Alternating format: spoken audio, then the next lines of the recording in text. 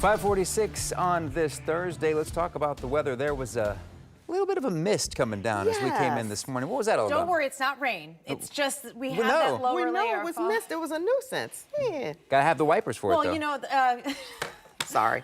that's okay. I was going to say, you know, we missed our faces to hold our makeup on. That was like Mother Nature being like, Am I supposed to mist my face?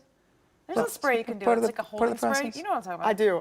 He's I don't know, asking if Davis. I was like, we'll talk what Meredith. Friends here. Yeah, we'll talk what Meredith does the forecast. Yeah, we'll get them caught up to speed about that Right. special Somebody told me mist. about the mist. Now, this mist is a nuisance, though, because, you know, it kind of adds a little bit of extra humidity to the air, so maybe not so much good for the hair, but for the skin, it's fantastic. But, all right, let's talk about that patchy fog, because there is an impact this morning, and that is, like yesterday, going to be those spots where visibility is getting close to zero. Now, Columbus has improved in the last hour. We were at a mile. We're up to a mile and a half. I will take that upward trend for sure, but you can see there are some spots out there this morning where we are under a mile. Washington Courthouse, MacArthur, Jackson, you're down to under a mile. A little bit better, though, in Zanesville and Cambridge and Coshocton, which started off close to zero this morning.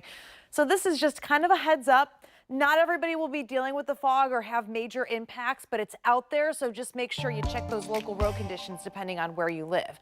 But aside from that, though, our forecast is dry and cloudy today, 50s. You can see tomorrow, though, and adding into Saturday, we have rain chances. So what does that mean for 1st and 10 playoff games? Unfortunately, for the first time this entire season, we actually look like we will have rain that will impact the games as we go into the pretty much whole time there for us. It's going to be mild, but it is going to be wet as well. So let me walk you through the hour by hour to show you. Morning commute right now is looking good. This rain is looking like it will take its time moving in from the south coming up into the north.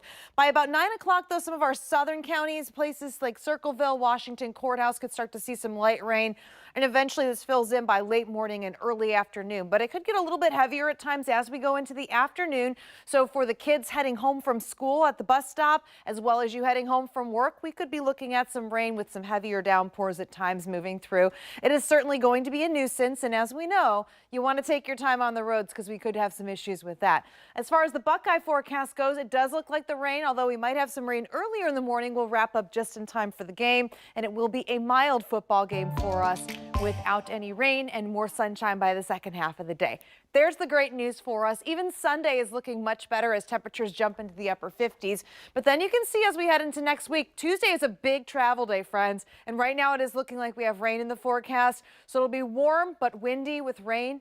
Plan ahead. There might be delays at the airport. If you're driving, you might have some delays on the roads. I know we're still several days out, but I'm giving you a heads up that that could be an issue. If you can travel on Sunday or Monday, I would highly recommend it.